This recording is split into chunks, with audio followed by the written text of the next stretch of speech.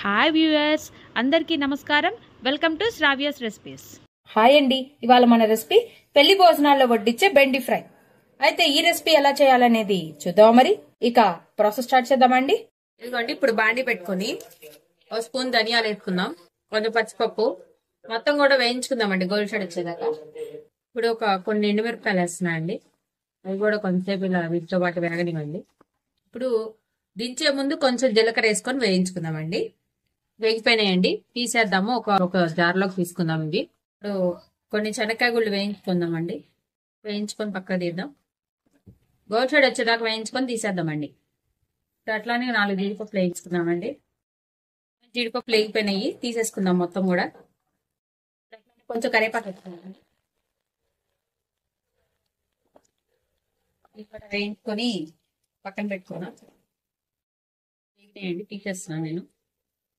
ఇప్పుడు మనం తరుక్కున్న బెండకాయ ముక్కలు వేసుకుందామండి.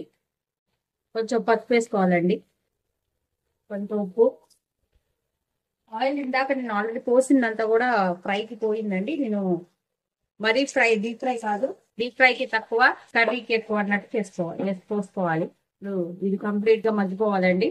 మగ్గిపోతే జిగురంతా పోతుంది. ఇదిగోండి, ఇప్పుడు ఇట్లా ఒక జార్ తీసుకోవాలి. జార్ లో ఇందాక మనం వేయించుకున్న ఇంగ్రీడియంట్స్ అన్ని కూడా వేసుకోవాలండి. అన్ని దీంట్లో వేసేసుకుందామండి. ఒక 10 మిరియాలు వేసుకుంటున్నాను. ఇప్పుడు దీన్ని గ్రైండ్ చేసుకుందామండి.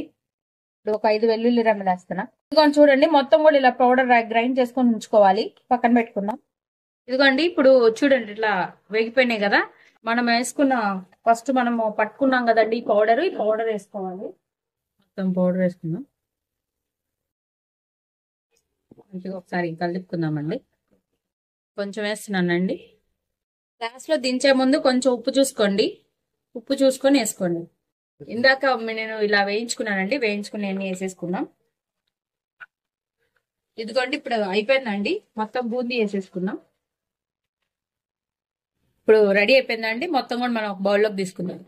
అండి, పెళ్లి భోజనాల్లో వడ్డించే బెండి ఫ్రై రెడీ అయిపోయింది. ఈ వీడియో కనుక మీకు నచ్చినట్టయితే ప్లీజ్ లైక్ చేసి, షేర్ చేసి, సబ్స్క్రైబ్ చేసుకోండి.